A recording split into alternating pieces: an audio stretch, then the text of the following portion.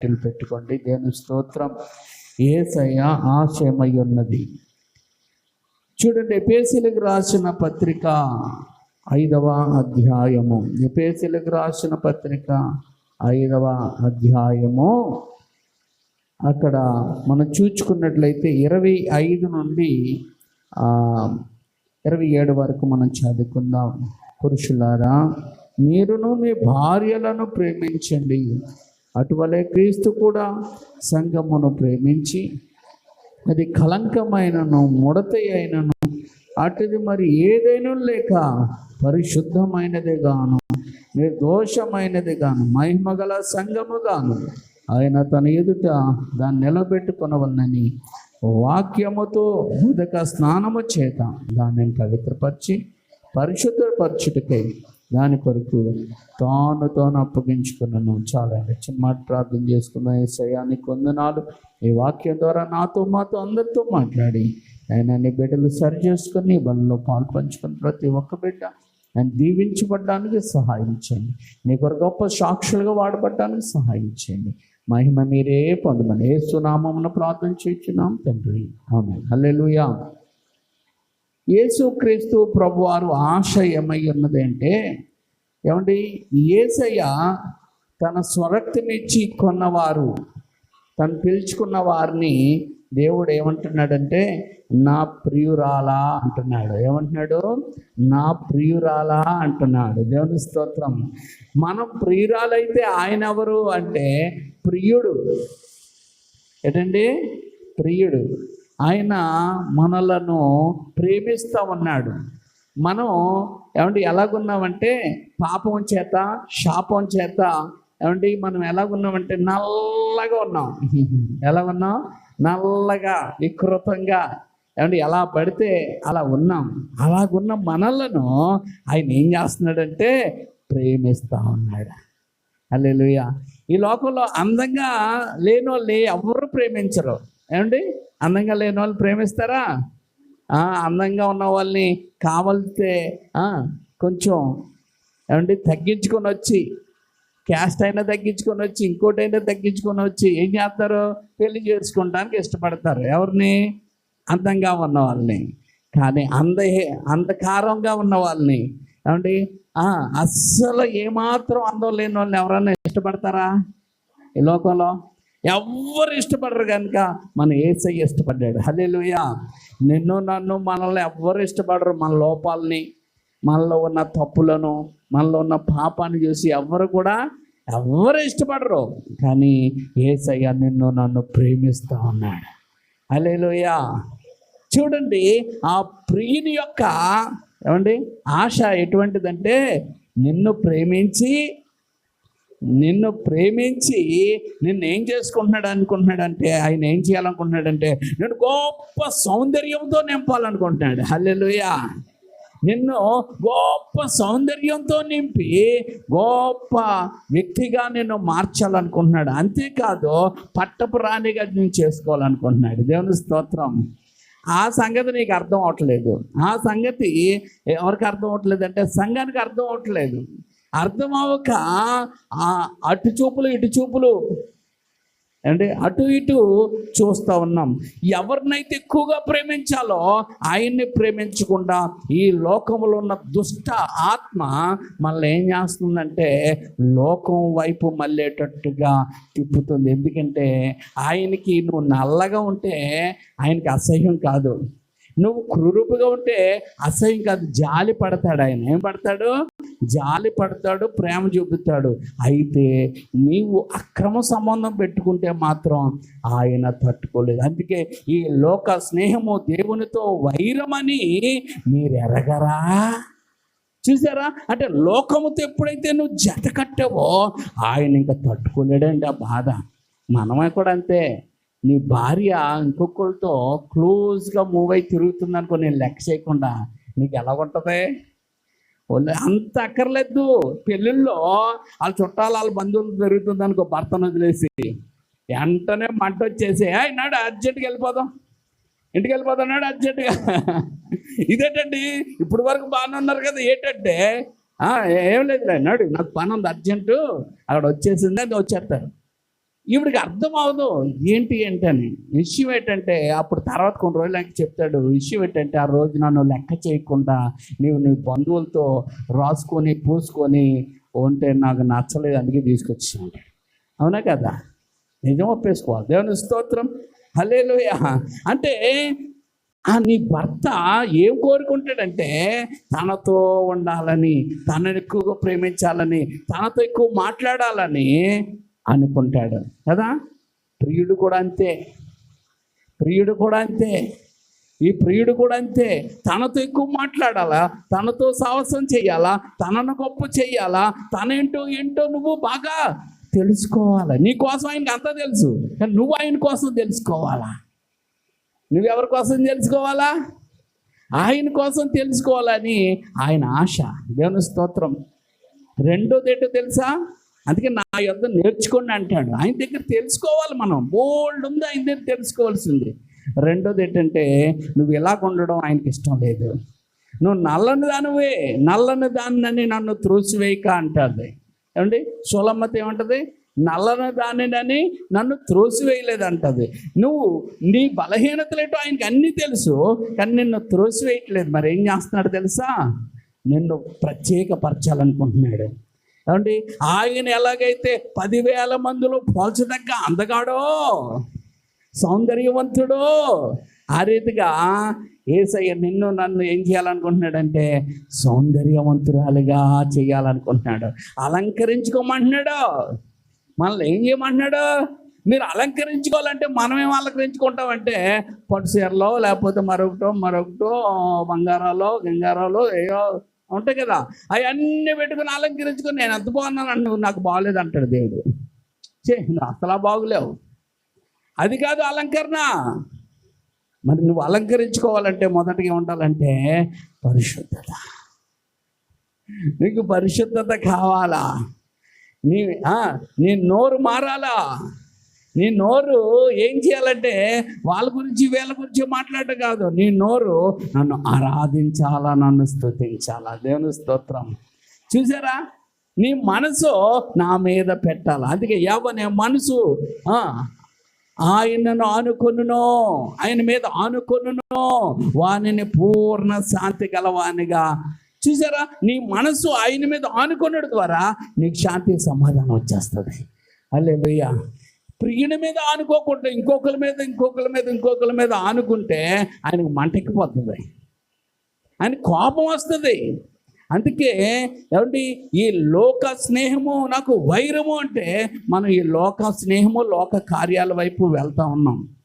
ఏమండి నువ్వు దిక్కుమాలిన స్థితిలో ఉన్నప్పుడు, నువ్వు అందహీనంగా ఉన్నప్పుడు ఆయన కోరుకొని నిన్ను పిలుచుకొని ఆయన రక్తముతో నిన్ను కడిగి ఆయన రక్తముతో నిన్ను కొని నిన్ను తన దానిని చేసుకున్నాడు. హల్లెలూయా. ఏం చేసుకున్నాడు? తన దానిని చేసుకున్నాడు. ఇప్పుడు తన దాన్ని చేసుకున్న నిన్నేం చేస్తున్నాడంటే ఏమండి నిన్ను శుభ్రం చేస్తా ఉన్నాడు. ఏం చేస్తున్నాడు? శుభ్రం చేస్తున్నాడు. ఎలాగంటది? కళంక ఉండకూడదట. నిన్ను ప్రేమించాడు కనుక నీలో ఏముండకూడదు? ఇప్పుడు కళంక ఉన్నదానివే, నువ్వు ముడతున్న దానివే, ఆవిడ అపరిశుద్ధత ఉన్నదానివే, దోషాలు ఉన్నదానివే. ఇప్పుడు ఆయన ఏమనుకుంటున్నాడంటే వీటిలన్నిటిని నేను తీసేస్తాను, ఈ అన్ని నీటిలోంచి నేను తొలగిస్తాను. ఎలా తొలగిస్తాడు? ఏం ఉండకూడదు అంటున్నాడంటే కళంకం ఉండకూడదు. ఏముండకూడదు? ముడత ఉండకూడదు. ఏముండకూడదు? ముడత అయినను కళంకమైనను. కళంకం అంటే తెలుసు కదా ఏమండి? కళంకం అంటే ఒక అమ్మాయి మంచి కుటుంబంలో ఒక అమ్మాయి కానీ మంచి కుటుంబంలో ఉందనుకో, పనికిరాని వాళ్ళతో ఏమండి రోడ్ల మీద తిరిగే జులై తేవీన వెళ్ళిపోయింది అనుకో, ఆ అమ్మాయిని అంటారు మా ఇంటికి ఏం తెచ్చింది? కళంకం తెచ్చింది. మా ఇంటికాడు కళంకం తెచ్చాడు. మేము ఎంత పరువుగా, ఎంత మర్యాదగా, ఎంత గొప్పగా ఉన్నాం మా కుటుంబం. ఈరోజు మా కుటుంబానికి ఏం తీసుకొచ్చారు? కళంకం తీసుకొచ్చారు.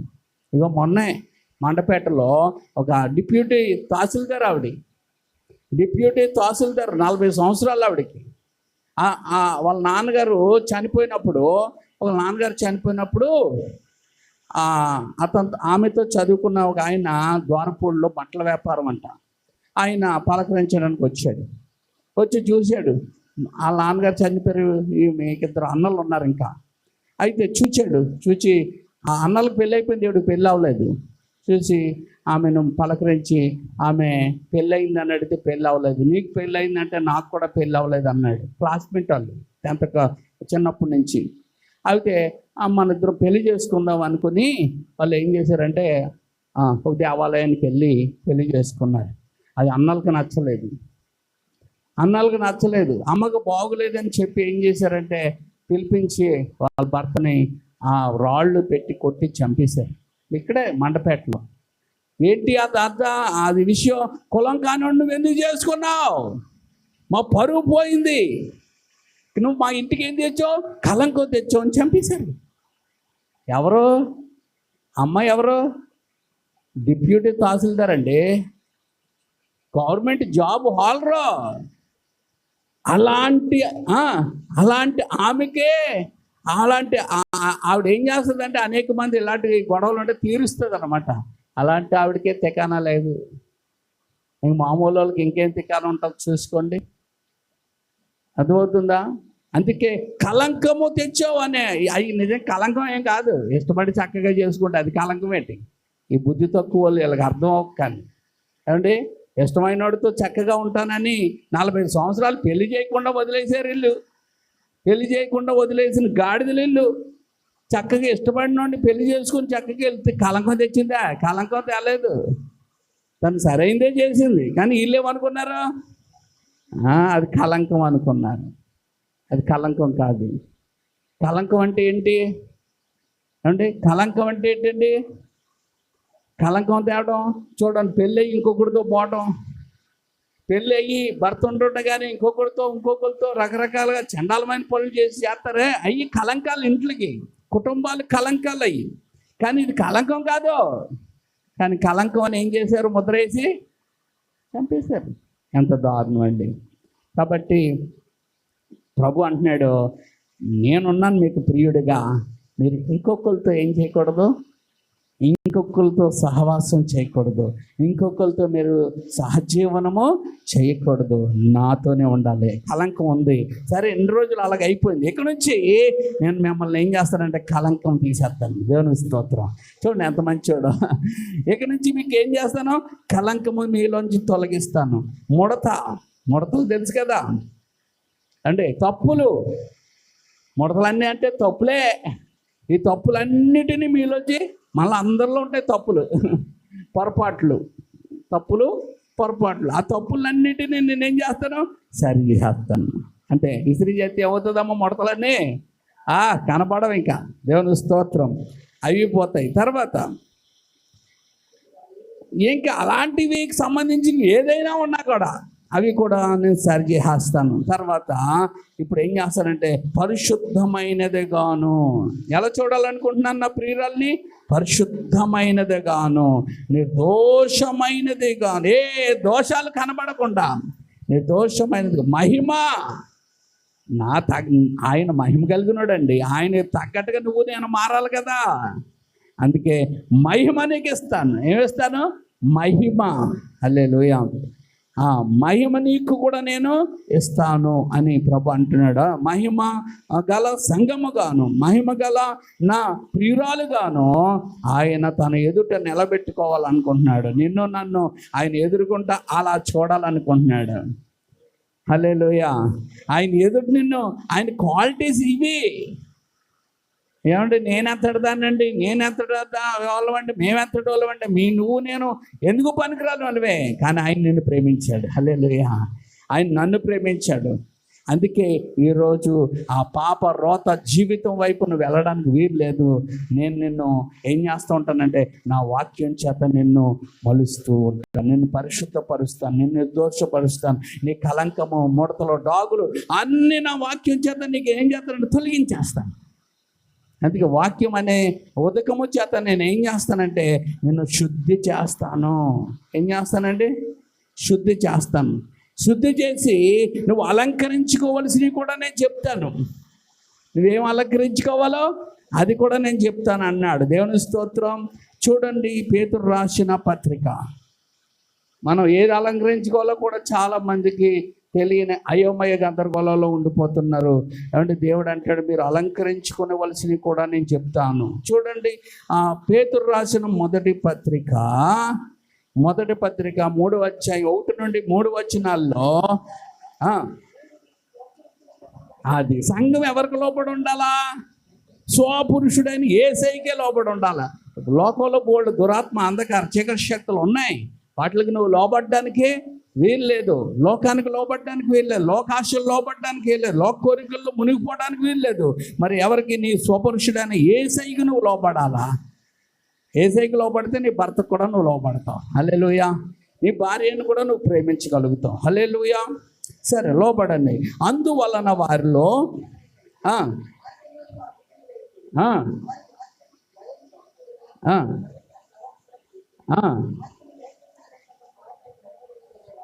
అంటే మారిపోతారు. నీ భర్తలు మారిపోతారు, నీ కుటుంబం మారిపోతుంది. నువ్వు దేవుళ్ళో ఉండి దేవుడు చెప్పినట్టు నడిస్తే నీ ప్రవర్తన చూసి ఎవరు మారిపోతారు? నీ భర్తలో, నీ కుటుంబం, నీ పిల్లలు, ఏంటో అందరూ నీ చుట్టుపక్కల వాళ్ళు అందరూ మారిపోతారు. హల్లెలూయా. నువ్వు వాళ్ళకి వాక్యం చెప్పక్కర్లేదు, కరపత్రాలు ఇవ్వక్కర్లేదు. హల్లెలూయా. నీ ప్రవర్తన అక్కడ ఒక బలమైన కరపత్రిగా పనిచేస్తుంది. హల్లెలూయా. 3వ వచనం.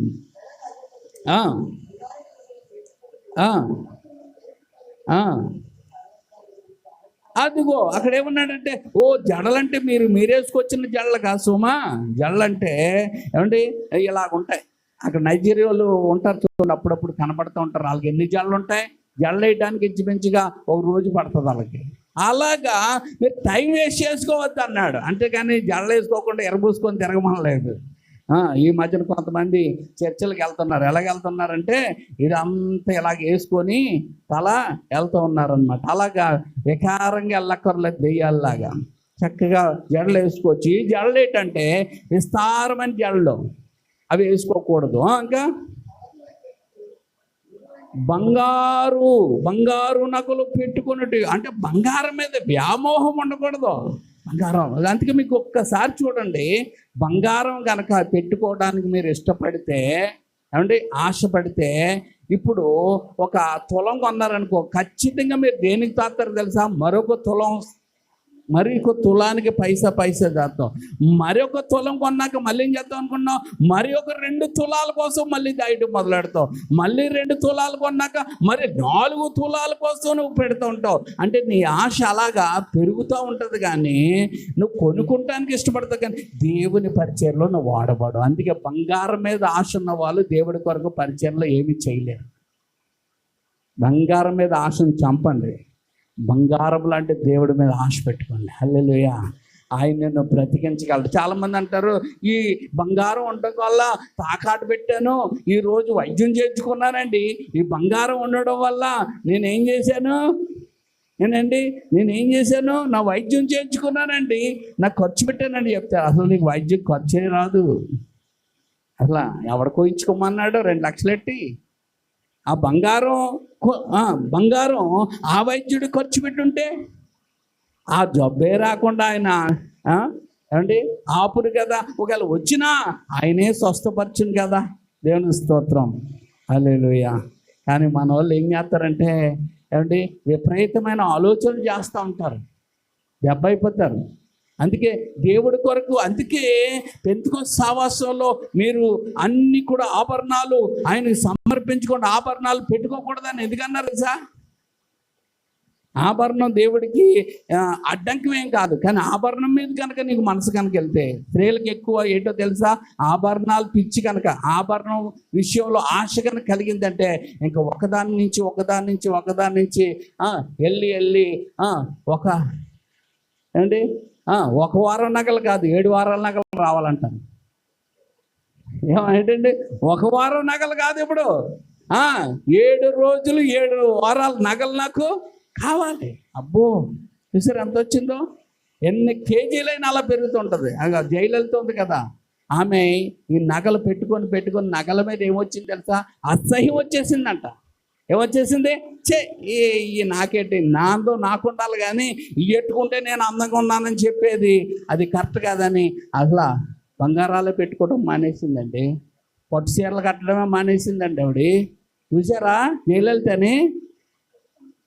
ఆవిడ ఆవిడ ఎవరు? తమిళనాడు ముఖ్యమంత్రి ఆవిడ. ఇంకొక ఆవిడ ఉంది, ఆవిడ ఎక్కడంటే కలకత్తా, మమతా బెనర్జీ. ఆవిడ కట్టుకోవాలంటే, ఆవిడ చేసుకోవాలంటే పట్టు చీరలు లేవా, లేకపోతే బంగారం లేదా ఆవిడకి? కానీ అవన్నీ విసర్జించి ఒక సామాన్యమైన ఒక స్త్రీలా ముఖ్యమంత్రి సూట్ కూడా ఎప్పుడు వేయటం నేను చూడలేదు. అంటే ఆడవాళ్ళు కూడా సూట్లు వేస్తున్నారు కదా. అంటే ఎప్పుడు కూడా విలువైన వేసుకొని తిరగడం అనేది కనబడలేదు. ఎందుకు కనబడలేదు? వేసుకోగలదు కదా. అలాంటి ఎందుకు పనికిరాని సామాన్యమైన, అంటే ఈ లోకంలో అన్ని కొనుక్కోగలిగినా కానీ ఏ వేసుకోకుండా తిరుగుతున్నారు అంటే, ఆడంబరాలు చూడలేదంటే వాళ్ళ మనస్సును ఏం చేశారంటే ఈ లోక సంబంధమైన ఈ ఫ్యాషన్ నాకెందుకు అని చంపేశారు దాన్ని. వాళ్ళు ఫ్రీగా ఉండగలుగుతున్నారు. వాళ్ళు ఎక్కడికైనా వెళ్తే ఎవడన్నా మెడలో పెట్టుకొని లాగేది ఏమన్నా ఉంటుందా? నువ్వు వెళ్తే లాగేసుకొని వెళ్ళిపోయే వాళ్ళు బోల్డ్ మంది ఉన్నారు, చంపేసే వాళ్ళు ఉన్నారు. ఆ టైంలో రాలేదనుకో ఒక కత్తెట్టి పొడిచేసి వెళ్ళిపోయే వాళ్ళు అనేక మంది ఉన్నారు. కాబట్టి ఏమండి, ఆ లోక సంబంధంగా ఉన్న వాళ్ళే, రాజకీయంగా ఉన్న వాళ్ళే అలా ఉండగలిగితే, మరి మనం విశ్వ చక్రవర్తి యొక్క భార్యగా మనం ఉండవలసిన వాళ్ళం. ఆయన వద్దంటుంటే, ఆయన వద్దన్నాయి మనం మానేయాలా? ఏమనియాలా? ఆయన వద్దు అంటున్నాడు అనుకో మానేయాలా? అందుకని ఆయన వద్దన్నా నేను పెట్టుకుంటానంటే అది ఎవరికి ఇష్టం? లోకానికి దేవీ దేవతలకి అలంకరిస్తారు చూడండి. ఏమండి, మనం ఎలా ఉండాలా? భక్తి కలిగిన స్త్రీలాగా ఉండాలనేది దేవుని చిత్తం. అందుకే అక్కడ అంటాడు. అందుకే పెంతెకొస్తు సావాసంలో ఏమంటే పెట్టుకున్న తప్పు లేదు, కానీ ఒక్క లూజ్ పాయింట్ ఇస్తే ఇంక అదే పనిగా ఆడవాళ్ళు ఏం చేస్తారు తెలుసా? చేస్తారని లేదు. నగలు పెట్టుకుంటానికి అస్సలు వీలే లేదు, గాజులు వేసుకుంటానికి వీలు లేదు, చెవులు పెట్టుకుంటానికి వీలు లేదు, నగలు వేసుకుంటానికి వీలు లేదు. అలాగుంటే కనుక దేవుడు ఇష్టపడ్డావు. వాళ్ళకి ఏమి దేవుడు దీవించడు. అసలు వాళ్ళు దేవుడు పెట్టలే కదా అనగానే ఇలా అందరూ తీసేసారు. ఇప్పుడు వాళ్ళకి ఏమైనా వచ్చాయనుకో ఏం చేస్తారు? దేవుడు పరిచర్కి వేసేస్తారు. అందుకే 100 ఎకరాలు కొనేసారంటే ఎలా కొనేస్తారు? నీకులాంటి నాట్లాడు సంఘాల్లో ఉంటే మనం ఏం కొనలేం. వాళ్ళు అన్నీ తీసుకెళ్ళి వేసేస్తున్నారు కనుక వాళ్ళు కోట్లెట్టి కొంటున్నారు. ఏమంటే మనం ఒక మైక్ కొనుక్కోవాలంటేనే కష్టం, ఒక స్పీకర్ కొనాలంటే కష్టం, ఏమంటే ఒకటి ఏదైనా చేయాలంటే కష్టం. ఎందుకంటే మన ఇంట్లో బంగారం కొనుక్కోవాలి, మన ఇంట్లో అన్నీ కొనుక్కోవాలి. అందులో ఏదైనా మిగిలితే దేవుడికి ఏదైనా ఇవ్వాలి. అది అక్కడ అలా కాదు కదా. ఆ బంగారం డబ్బు అంతా దేవుని పరిచర్యకి వేసేస్తున్నారు. అందుకే ఆ సంఘాలు ఆర్థికంగా చాలా బలంగా సాగుతున్నాయి. మన సంఘాలు ఏమైపోతున్నాయంటే మనం ఆశల్ని చంపడం లేదు, ఆశలను ఏం చేస్తున్నాం? రేకెత్తించుకుంటున్నాం, పరిగెత్తించుకుంటున్నాం. దానివల్ల ఏంటో తెలుసా? నీ ఆర్థికంగా నీ ఇంటిలో ఏమంటే స్థితి బాగుండొచ్చు, కానీ ఆత్మీయంగా నీ స్థితి దిగజారిపోతుంది. ఏమైపోతుంది? ఆత్మీయంగా నీ స్థితి దిగజారిపోతుంది. నీకు నీ బీరువాళ్ళ మీద, నగల మీదకి వెళ్ళిపోతుంది నీ మనసు. అందుకని నీ ధనం ఎక్కడ ఉంటుందో నీ మనసు ఎక్కడ ఉంటుంది అంటే, ధనం అంటే బంగారం ధనమే, బంగారం కూడా ఏంటి చెప్పండి? ధనమే. అందుకే బంగారం ఉంటే పెరిగిపోతుందంటే రేట్ అనుకుంటున్నాం. అందుకే దేవుని కొరకు నువ్వు చేయాలంటే, ఒకవేళ ఉన్నా దాని మీద మనసు పెట్టకపోతే నువ్వు గొప్పదానివే. నీకున్నా దేని మీద మనసు? ఏదో కొనుక్కున్నాం ఉన్నదే అంతే అన్నట్టుగా ఉంటే మంచిదే. కానీ దేవుడి మీద కంటే ఆశ దాని మీద ఎక్కువ ఉందంటే అది ఆత్మీయ వ్యభిచారము. దేవుడు చాలా బాధపడతాడు. బంగారం పరలోక రాజ్యంలో కింద ఉంటుంది బిడ్డ. నువ్వు దానికోసం నీ జీవితం అంతా తహతహతహలా ఆడుతున్నావు. బంగారం కంటే విలువైన పట్టణాన్ని నీకు ఇవ్వాలనుకుంటున్నాను, బంగారం కంటే విలువైన మహిమని నీకు ఇవ్వాలనుకుంటున్నాను. నన్ను నా ఎదుట నేను ఎలాగ చూడాలనుకుంటున్నాను అంటే మహిమ గల దానిగా నేను నిలబెట్టాలనుకుంటున్నానని దేవుడు మాట్లాడుతున్నాడు. దేవుని స్తోత్రం. అందుకే ఇక్కడ చూడండి, బంగారం పెట్టుకున్నట్టు వస్త్రములు అంటే ఈ వస్త్రాలు కాదు, విలువైన వస్త్రాల కోసం చాలామంది ఏమవుతుంటారు? తపన పడతా. అవి మామూలు వస్త్రాలు కాదు, అక్కడ వెలుపటి అలంకారాలు ఎన్నో ఉన్నాయి. ఆ అలంకారాలన్నీ మీకు ఉండద్దు. అందుకే ఈ మధ్యన పాస్టులు కూడా లిప్టిక్లు, మేకప్లు, షూట్లు, బూట్లు, అడావుడులు, వెనకాల గన్నమేళ్ళు, ఇవి పౌలుకు ఉన్నారు అలాగా, పేతురుకు ఉన్నారు అలాగా, యోహానుకు ఉన్నారు అలాగా, యాకోబుకు ఉన్నారు అలాగా. వాళ్ళకి లేనిది మీకేటయ్యా? ఈ పేనాలు కాపాడాలి. వాళ్ళు పేనాలు ఎవరు కాపాడాలా? దేవదూతలు మనకి ఎట్టారని చెప్తుంటే వీళ్ళు వాళ్ళెట్టుకున్నాం ఏంటి అంటే షో చేస్తున్నారు. ఏం చేస్తున్నారు? అడావుడులు చేస్తున్నారు, ఆర్భాటాలు చేస్తున్నారు, రంగులు ఇలాంటివన్నీ అవి యెజబెలు కార్యాలు. అవి సంఘాల్లోకి వచ్చి అన్నాడు దేవుడు. అవి యెజబెలు. అందుకే మీరు సంఘములో ఏం వరను ఉంచుతున్నారు? యెజబెలు కార్యాలను మీరు ఉంచుతున్నారు అన్నాడు. అందుకేనండి సమర్పణ చేసుకోగలగాల. మనం ఏం చేయగలగాల? నీ జీవితాన్ని నువ్వు సమర్పణ చేయగలగాల. అప్పుడు నీ శరీరాన్ని ఆయన సమర్పణ చేయగలగాల. ప్రభు ఇవి ఒక చైన్ వేసుకుంటాను నాయన, ఇవి ఒక ఉంగరం ఒకటి పెట్టుకుంటాను చాలు, ఇంకేమన్నా నేనేం ధరించను అనుకోవాలా. అలా కాదు, ఒకరి తర్వాత ఒకరు 10, 100 వేసుకోవాలా, కేజీ ఉండాలా. ఇలాగ నువ్వు అనుకుంటున్నావంటే నీ మనసంతా దేని మీద ఉంది? లోక సంబంధమైన బంగారం మీద ఉంది. అందుకే అన్నాడు బంగారమునైనను, ఇంకా విలువ అంటే వస్త్రాలు అంటే విలువ కలిగినాయి అనమాట. వస్త్రములైనను మీకు అలంకారముగా ఉండకూడదు. మరి ఏ ఉండాలి అంటే ఇది అలంకారం దేవుడికి ఇష్టమైంది. దేవుడికి ఏది ఇష్టం? సాధువు అంటే ఎవరికి హాని చేయని వారిగా, ఎవరిని బాధ పెట్టేవారిగా కాకుండా, ఎవరిని హేళన చేసేవారిగా కాకుండా, ఎవరికి ఏ కీడు చేసేవారిగా కాకుండా ఉన్నది ఎవరు అంటే సాధువు. అందుకే ఆవును సాధు జంతువు అంటారు. అందుకే ఆవు ఎవరికి హాని చేయదు. ఇప్పుడు ఆన్ చేస్తుందండి. ఎందుకంటే దానికి తిండి పెట్టట్లేదు, నీళ్ళు పెట్టట్లేదు. ఆ రోడ్ల మీద తిరిగి ఆకలికి నీళ్లు లేక గేరెక్కిపోయి ఎవరైనా ముందు వెళ్తుంటే కొమ్మిసేస్తుంది. దానికి గేరెక్కిపోయి ఏమి లేదు, దానికి తిండి నీళ్ళు పెడితే దాని పని అది చేసుకుంటుంది. అసలు అవి లేవు. ఆవును పూజిద్దాం అనుకుంటేనే ఆవును రోడ్డు మీద వదిలేశారు. ఆవు గోమాత అంటూనే ఆ తల్లిని రోడ్డు మీద వదిలేశారు. ఆ తల్లిని తీసుకెళ్ళి ఇంట్లో పెట్టుకొని గడ్డెట్టి అన్నిటి చూసుకోవాలిగా. ఈరోజు అలాగే మా తల్లి ఎంత గొప్పదో అని చెప్తున్నారు, తల్లినేమో వదిలేస్తున్నారు. తల్లి గొప్పది అంటున్నారు, తల్లి ఏం చేస్తున్నారు? పట్టించుకోవట్లేదు. అలా ఉంది. మాటలో ఉన్నాయి కానీ చేతలు కనబడిన స్థితి అయిపోయింది. చాలా దారుణం. అందుకే మీ ఇంట్లోకి ఏమన్నా ఆవులు వస్తే దేవత కాదు, ఒక జంతువు, అది పెట్టండి, నీళ్ళు పెట్టండి, మంచిది, దేవుని స్తోత్రం. దానికి కొంచెం నీళ్ళన్నా పెట్టండి. ఏమన్నా మీ దగ్గర ఉంటే పెట్టండి, మంచిది, దేవుని స్తోత్రం. హల్లెలూయా, హల్లెలూయా. కాబట్టి సాధువు అన్నాడు. ఏమన్నాడండి? రెండోది మృదుత్వము. గీరగీర మాటలు మాట్లాడకూడదు. మెత్తగా, చక్కగా, మెత్తగా, ప్రేమగా, మృదువుగా ఉండాలి. ఏముండాలండి? మృదువైన మాటల్లో కోపాన్ని కూడా చాలా చేత. దేవుని స్తోత్రం. హల్లెలూయా. తర్వాత గుణము అంటే మృదువైన గుణాలు ఉండాల. గుణం ఏంటండి? మృదువైన గుణం. ఎవరికి ఉంది మృదువైన గుణం? ఏసైకి ఉంది. ఇంకా మనం చూసుకున్న రెబకాకు ఉంది. ఏమండి? ఆ రెబకా దగ్గరికి వెళ్తే ఏంటి, నాకు నీళ్ళు ఇస్తావా అమ్మాట? నీళ్ళు నీకు ఇస్తాను, నువ్వు తీసుకొచ్చిన ఒంట్లన్నిటికీ నేనే ఇస్తాను అన్నది.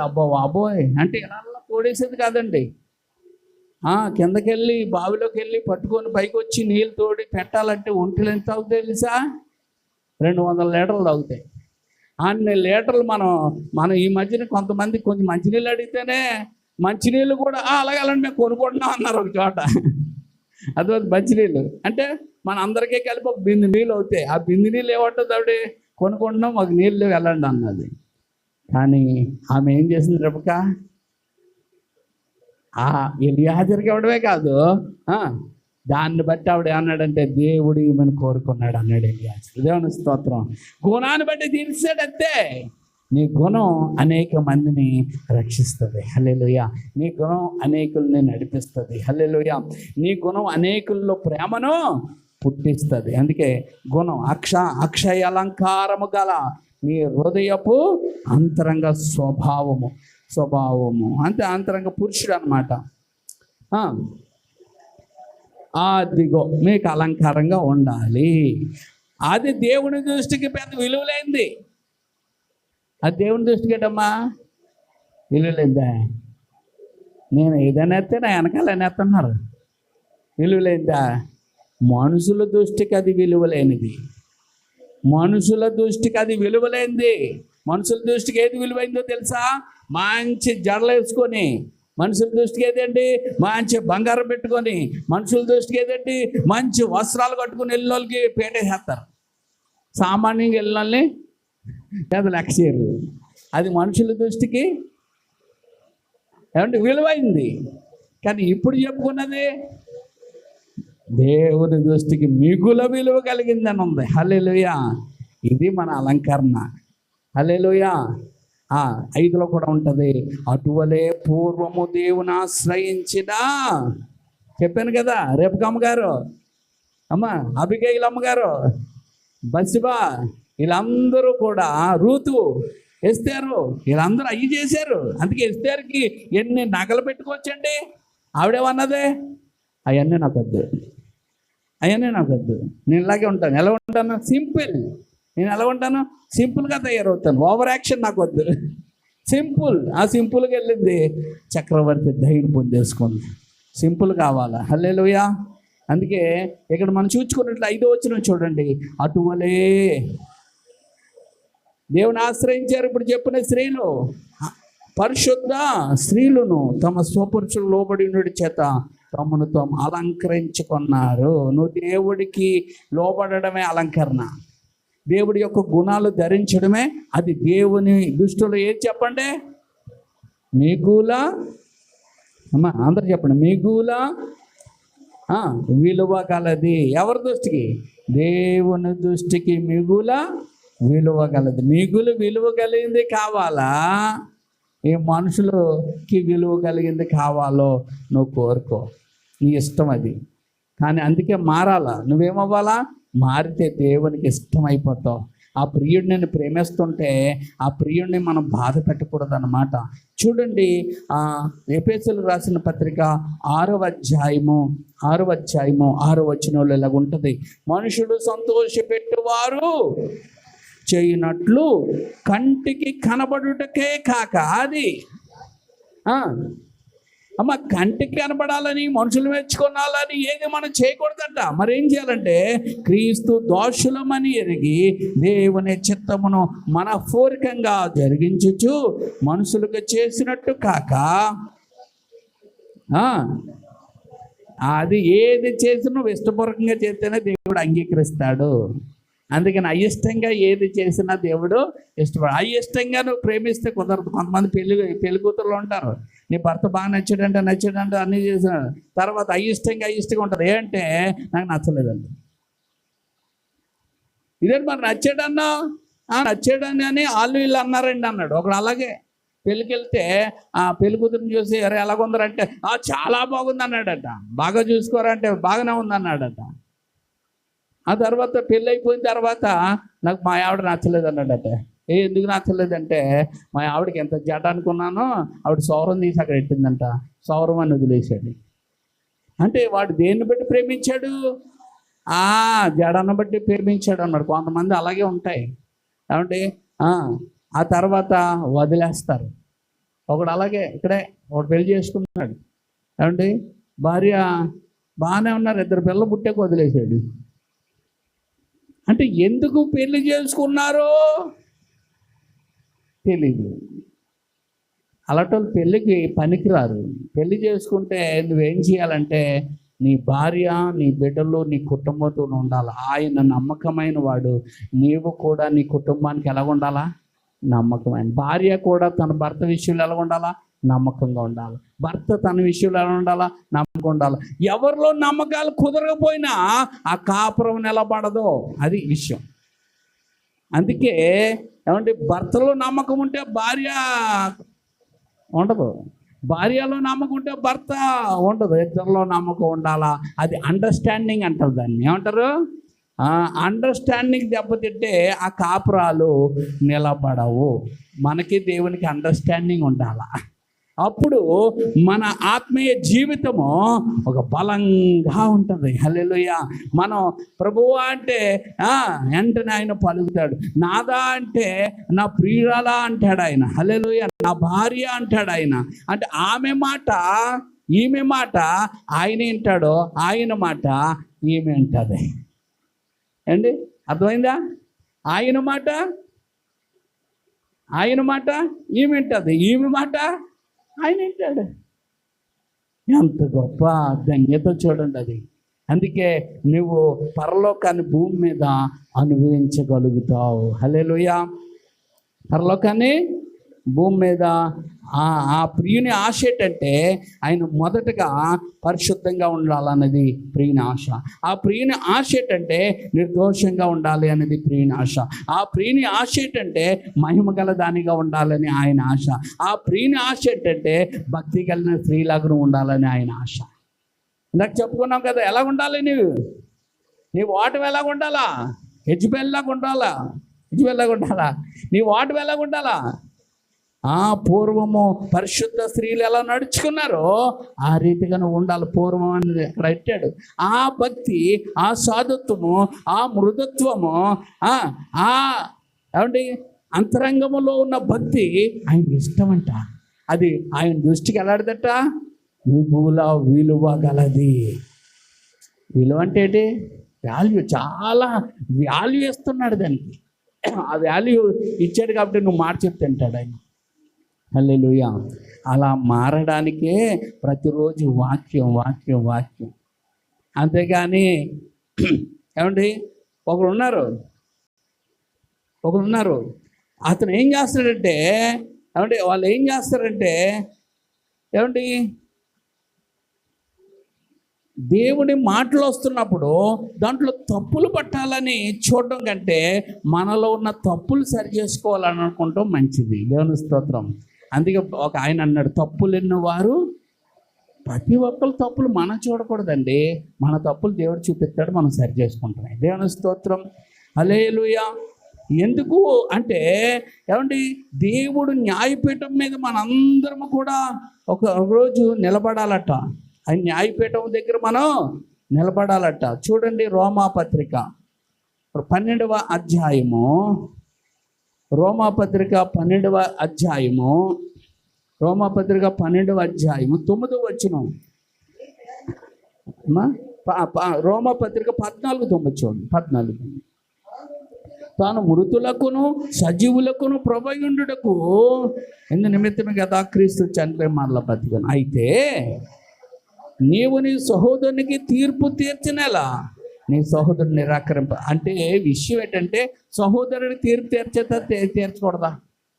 మనలో ఒకరు ఉన్నారండి, వాళ్ళు ఏం చేస్తున్నారంటే దేవుడి మందిరానికి రావడం లేదు. ఏమండి సరిగా రావట్లేదు. ఒక రోజు వస్తే ఒక వారం వస్తే ఒక రోజు. మరి ఏం చేస్తున్నాడంటే రోడ్ల మీద తిరుగుతున్నా తెలిసింది.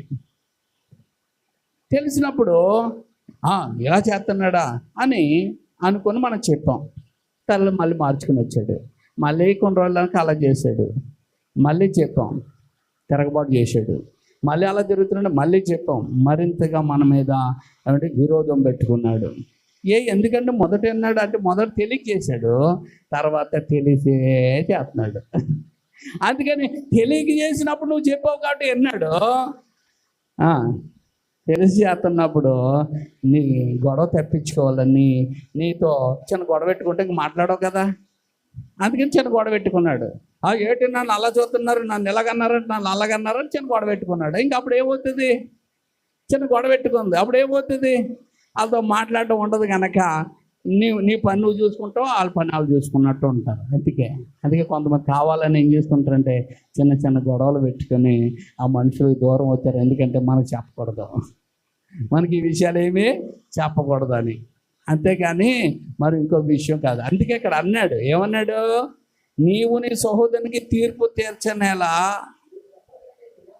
అంటే నువ్వు తీర్పు తీర్చుతున్నావు అనుకో, అతన్ని నువ్వు కాదనుకుంటున్నావు. నీకు ఎందుకు ఆ పనులు?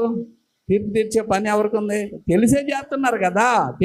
ఇప్పుడు తెలియక సినిమాకి వెళ్ళినోడు చెప్పచ్చు, తెలిసి సినిమాలకి వెళ్తున్న వాళ్ళకి ఎవరు చెప్తావు?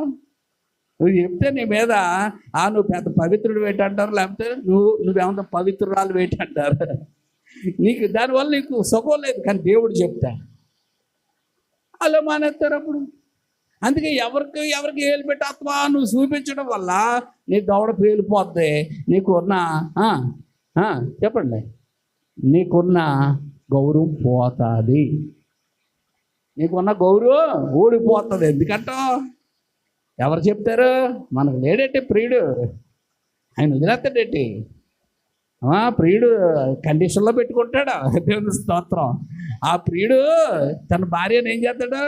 కండిషన్లో పెట్టగలిగిన సమర్థుడే. హల్లెలూయా.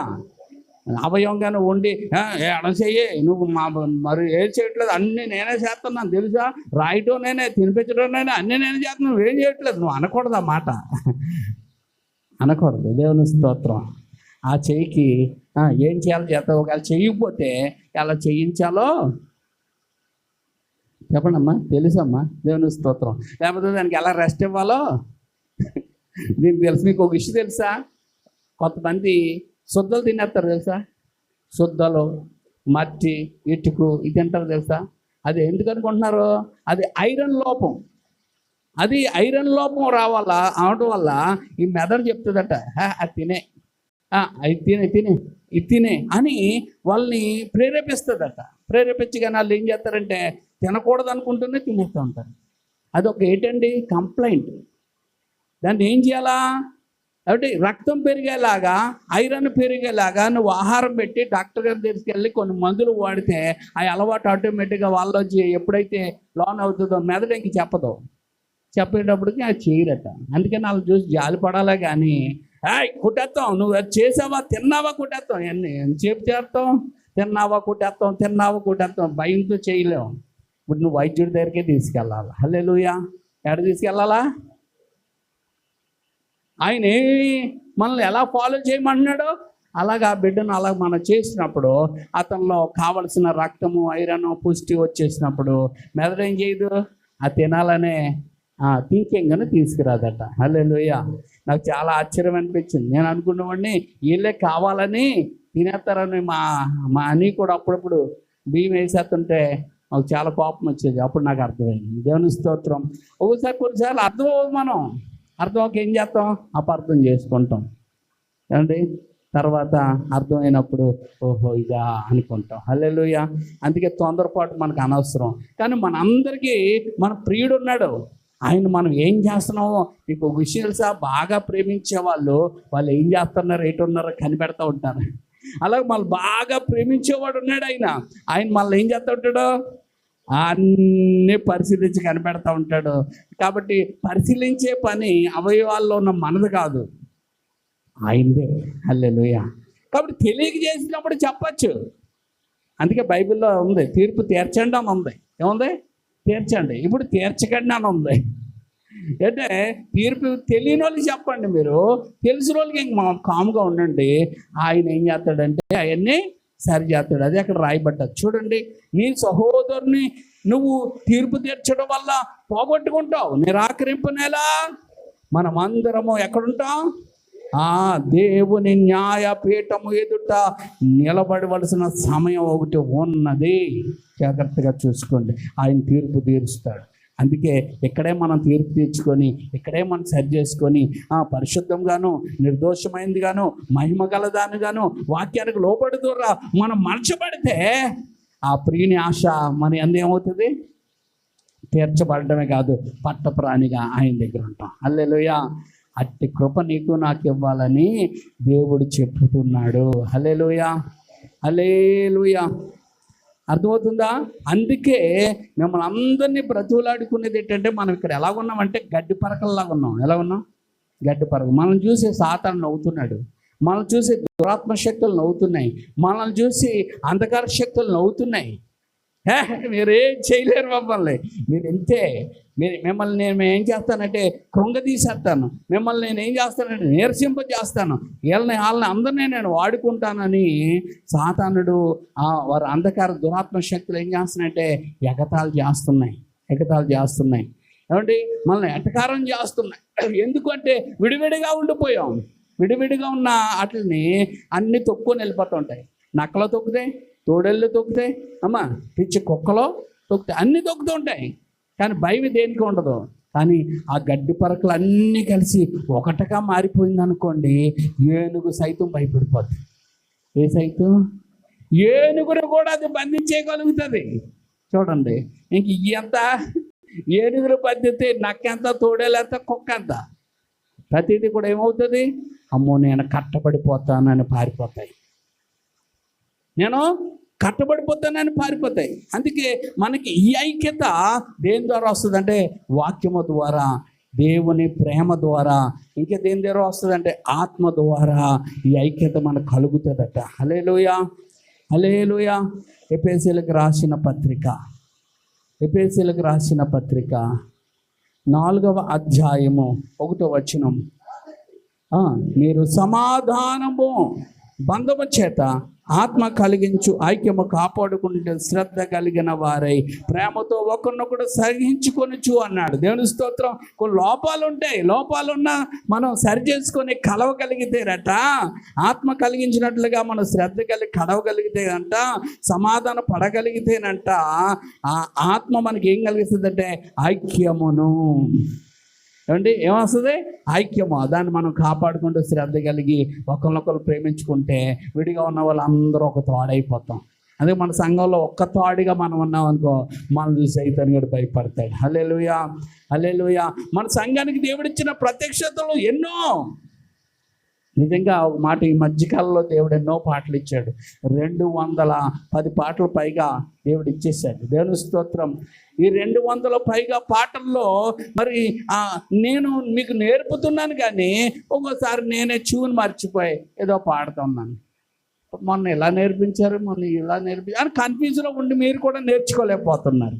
అర్థమైంది. ప్రభు ఏంటి పరిస్థితి అని ప్రార్థన చేసినప్పుడు దేవుడు అన్నీ కూడా పాటలు మ్యూజిక్లో చేయడానికి కృపించాడు. ఇప్పుడు ఇంచుమించుగా 20 పాటల పైగా మ్యూజిక్ అయిపోయినాయి. ఏమండి ఇప్పుడు ప్రతి దేవుడి చిత్తం అయితే ఏమంటే వారానికి 2 రోజులకి 2 పాటలు పెట్టేయాలనుకుంటున్నాం. దానికి ట్రాక్ కూడా పెట్టేయాలి. ఇందాక ట్రాక్లో పడతాను, చాలా ఆనందం అనిపించింది. అంటే ట్రాకుల్లో ఆ పాట బాగా వినడం ద్వారా ఆ పాటలు మీకు వచ్చేస్తాయి. ఆ ట్రాక్లో కూడా మీరు పాడుకుంటారు, ఎక్కడైనా మీరు పాడుకుంటారు. దేవుని స్తోత్రం. అలా పెట్టేయాలనే ఆశ. అంటే మనకు కలిగిన ప్రత్యక్షత చాలా ఉన్నాయి. అందుకే ఇక్కడ బోర్డు పెట్టాం, ఇగో సంఘ ఆరాధన క్రమాలని. అది చూసుకొని చాలాసార్లు ఉన్నారు. ఆఖరికి మొత్తానికి అది పీకేసి అయిపోయింది, కానీ అది మనకు కంఠస్థ ఎవరికైనా వచ్చిందా చెప్పండి? రాలేదు, నిజం రాలేదు. కానీ మీరు పాట కింద రాసేసాను అది. దేవుని స్తోత్రం. అలా దేవుడు కృపించాడు. ఆ పాట కింద అది రాసేస్తే ఇందాక మీరు ఫస్ట్ రాగానే వేశారు కదా, అదే సంఘ క్రమం. సంఘంలో నువ్వు ఎలాగా ఉండాలి, ఎలాగ ఉండాలి, అన్ని వాక్యాలే అన్నీ వాటితో అండి పాట రాసేసాను. ఇప్పుడు ఆ పాటను మీరు ఎక్కువ విని ఆ పాటలోనికి మీరు వెళ్ళారనుకో, మీరు ఆ పాట మిమ్మల్ని ఏం చేస్తుందంటే క్రమపరిచేస్తుంది. హల్లెలూయా. ఎందుకంటే అది వాక్యం కనుక. హల్లెలూయా. అందుకే దేవుడు మన సంఘానికి అనుభవాల్లోంచి పాటలు ఇచ్చాడు, వాక్యములోంచి పాటలు ఇచ్చాడు, హెచ్చరించే పాటలు ఇచ్చాడు, దిద్దుకునే పాటలు ఇచ్చాడు, ఆశీర్వదించే పాటలు ఇచ్చాడు, మహిమపరిచే దేవుణ్ణి మహిమపరిచే పాటలు, అన్ని రకాల పాటలు మనలో ఉన్నాయి కనుక అవన్నీ మనకు వర్తమానాలే. హల్లెలూయా. అందుకే నేర్చుకోండి. అందుకే ఇక్కడ నుంచి నేను పాడితే ఒక్కొక్కసారి మార్చేయవలసి వస్తుంది కనుక, అది రికార్డెడ్ అయిపోయింది కనుక అలాగే మీరు పాడి నేర్చుకోండి. దేవుని స్తోత్రం. ఎంత ఆశీర్వాదకరంగా ఉంటుంది. ఏమండి ఎన్ని గొడవలు ఏటనుకుంటున్నారు సాతానుడు? మీలో ఐక్యతను పాడు చేయడమే కాదు, మరి మా కుటుంబంలో కూడా ఐక్యతను పాడు చేసే సమస్యలు వాడు సృష్టించాడు. అందుకే దేవుడి వైపు మనం చూసినప్పుడు మనం ఆయన చేత సమాధాన బంధము ఐక్యపరచబడతాం. అలా ఐక్యపరిచాడు కాబట్టి మన సంఘానికి ఉన్న ప్రత్యక్షతలు ఎన్నో, సమస్యలు కూడా. అందుకే అవన్నీ జయించాలంటే దేవుని వాక్యం చేత మనం నిలబడితే ఒక్క తాటి మీదకి ఉంటాయి లోపాలు, ఆ లోపాలు కొన్ని పక్కన పెట్టి ఒక్క తాటి మీదకి వచ్చినప్పుడు మన ద్వారా దేవుడు అద్భుతాలు ఆశ్చర్యకార్యాలు మన సంఘం ద్వారా జరిగిస్తాడు. ఏమండి బైబిల్ గ్రంథంలో ఒక ఆయన ఉన్నాడు, పాస్టర్ గారు. ఆ పాస్టర్ గారిని అంటున్నాడు సాతానుడు, ఇదిగో నీ వాడు అలాంటోడు ఇలాంటోడు, అదా నీ కుమార్తె అలాంటిది ఇలాంటిది అన్నట్టుగా ఆ యాజకుడి మీద అపవాది ఏం చేస్తున్నాడంటే ఫిర్యాదులు ఇస్తున్నాడు. ఏం చేస్తున్నాడండి? ఫిర్యాదులు ఎవరికి? ఎవరికి? సైతాను దేవుడికి ఫిర్యాదు ఇస్తుంది. నీ యాజకుడు అంటున్నావు, నీ సేవకుడు అంటున్నావు, అలాగన్నప్పుడు దేవుడు ఏం చేశాడు ఒక్కసారి చూడండి. జకర్యా గ్రంథం 3వ అధ్యాయము 3వ వచనంలో యెహోవా దూత ఎదుట ప్రధాన యాజకుడైన యెహోషువ 1:3 యెహోవా దూత ఎదుట ప్రధాన యాజకుడైన యెహోషువ నిలబడి ఉండు, సాతాను ఫిర్యాదై అతని కుడి పార్శ్వం నిలబడి ఉండు, అతను నాకు కనబర్చెను. సాతాను యెహోవా నిన్ను గద్దించును, యెరూషలేము కోరుకొని యెహోవా నిన్ను గద్దించును, ఇతడు అగ్నిలో నుండి తీసిన అబ్బా దేవుడి స్తోత్రం.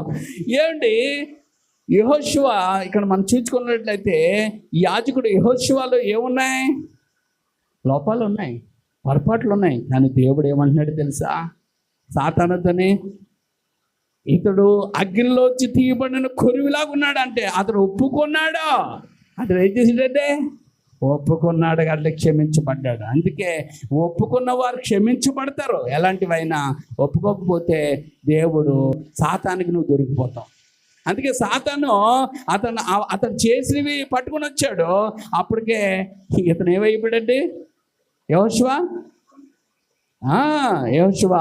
ఏమంటే ఒప్పుకున్నాడు అనమాట. అందుకే ఇతడు అగ్నిలో ఉండి తీసిన కొరువలి ఉన్నాడు కదా అని యెహోవా దూత సాతానుతో, నేను యెహోషువ మలిన వస్త్రములు ధరించిన వాడే దూత సముఖంలో నిలబడి ఉండగా దూత దగ్గర నిల్చున్న వారిని పిలిచి ఇతను మైల బట్టలు తీసివేండి అని ఆజ్ఞాపించి, నేను నీ దోషములన్నిటినీ పరిహరించి ప్రశస్తమైన వస్త్రములతో నేను అలంకరించుచున్నానని సెలవిచ్చాను. హల్లెలూయా. నీ మాలిన బట్టలన్నీ ఒప్పుకున్న ద్వారా తొలగించి ఆయన నిన్ను అభిషేకించి ప్రత్యేకపరిచి వాడుకుంటాడు. హల్లెలూయా. సాతానుగాడు చెప్పింది కరెక్టే, కానీ దేవుడు నిన్ను ఏం చేస్తా? ఆ మలిన బట్టలన్నిటిని తొలగించి పరిశుద్ధపరుస్తున్నాడు. నీలో ఉన్న లోపాలన్నిటిని తొలగించి నిర్దోషత్వంగా నిన్ను చూడాలనుకుంటున్నాడు. నీలో ఉన్న శక్తి లేని తనాన్ని చూసి ఆయన మహిమతో నింపాలనుకుంటున్నాడు. హల్లెలూయా. అది పొందనీయకుండా సైతాన్ గారు నేను ఏం చేస్తున్నాడంటే అనేక రకాలైన సమస్యలను ఎదగనివ్వకుండా తనాన్ని వాడు తీసుకుని వస్తూ ఉన్నాడు. అందుకే మనం ఏమవ్వాలంటే జాగ్రత్త పడి రోమాపత్రిక మీకు ఎన్ని వాక్యాలు చూపిస్తున్నా, ఇదంతా దేవుడు ప్రేరణతోనే చెబుతున్న మాట. రోమాపత్రిక 12వ అధ్యాయం 1-2 వచనాలు మీ జీవితంలో స్థిరపరచబడాలి. హల్లెలూయా. పరిశుద్ధమును దేవునికి అనుకూలమైన సజీవ యాగంగా మీ శరీరాలను ఆయనకు సమర్పించుకోండి. నేను అంటున్నాను, నిజంగా మన సంఘానికి ఇచ్చిన ప్రత్యక్షత చాలా గొప్ప కనుక దేవుని వాత్సల్యతను బట్టి నేను కూడా మిమ్మల్ని దండం పెట్టి బతులాడుకుంటున్నాను. ఐక్యంగా ఉండండి. దేవుని స్తోత్రం. ప్రేమ కలిగి ఉండండి, ప్రార్థన పరులుగా ఉండండి. దేవుడు చివరి కాలంలో గొప్ప కార్యాలు చేయబోతున్నాడు. దేవుని స్తోత్రం. తన సంఘము ద్వారా చేయబోతున్నాడు. ఎవరి ద్వారా అండి? తన సంఘము ద్వారా చేయబోతున్నాడు. మీకు ఒక ఇష్యూ తెలుసా? ఈరోజు గల్ఫ్ కంట్రీకి వెళ్ళిన వాళ్ళు ప్యానల్ అలా పెట్టుకున్నారు. 8 అమెరికన్ బేస్ల మీద ఇరాన్ వాళ్ళు ఏం చేశారంటే బాంబులు వేసేసారు. అక్కడ అన్ని మొత్తం విమానాలన్నీ క్లోజ్ చేశారు. యుద్ధం జరగబోతుంది, చాలా భీకరంగా జరగబోతుంది. రెండోది ఏంటో తెలుసా? ఏట్లపాలలో మందుగుడు సామాను కలిగి ఇంచుమించుగా 28 మంది చచ్చిపోయారు. ఇంకా ప్రాణాపాయ స్థితిలో చాలామంది ఉన్నారు. అలాగే ఎన్నో యాక్సిడెంట్లు, కరువులు, ఖడ్గాలు, ఎన్నో రకాలైనవి వస్తున్నాయి, వ్యాధులు. వీటన్నిటి నుంచి తప్పించగలిగింది ఎవరో తెలుసా? మన ప్రభువు ఒక్కడే. హల్లెలూయా. హల్లెలూయా. అందుకే మిమ్మల్ని బతిలాడుకుంటాం ఎందుకు అయ్యా? పౌలు గారు నువ్వు ఎందుకు ఇలా బతిలాడుకుంటున్నావంటే సాతానుడు మీ శరీరాల ద్వారానే మిమ్మల్ని నాశనం చేయాలనుకుంటున్నాడు కనుక. అందుకే చూడండి 2వ వచనం, మీరు ఈ లోక మర్యాదను అనుసరించద్దు.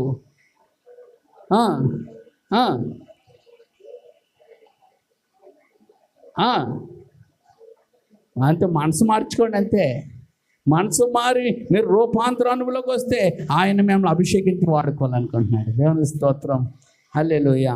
ఎందుకంటే ఏం చెప్పలేం. కనుక నిన్ను నన్ను ఊరకనే ఇక్కడికి నాటలేదు, నన్ను ఊరకనే ఇక్కడ పెట్టలేదు. ఈ సంఘము ద్వారా, ఈ పరిచర్య ద్వారా, ఈ ఏమండి తన మందిరము ద్వారా, మనందరి ద్వారా దేవుడు రానున్న కాలంలో గొప్ప కార్యాలు చేయబోతున్నాడు. ఇక్కడ ఇసిరివేయబడినట్టు ఉన్న మనము కిక్కిరిసిపోయే తత్వాన్ని మనం చూడబోతున్నాం. దేవుని కొరకు బలమైన కార్యాలు రానున్న కాలంలో దేవుడి చేత వాడబడడానికి నేను వాడబడాలని ప్రభుకి సమర్పించుకొని అప్పగించుకోండి. దేవుడు తగిన సమయంలో హెచ్చించి వాడుకుంటాడు. దేవుని స్తోత్రం. అటు కృప నీకు నాకు మనందరికీ దేవుడు సమృద్ధిగా అనుగ్రహించునుగాక. ఆమేన్. మంచిది. దేవుడు నాతో మాట్లాడాడు. నిజంగా స్తోత్రాలు.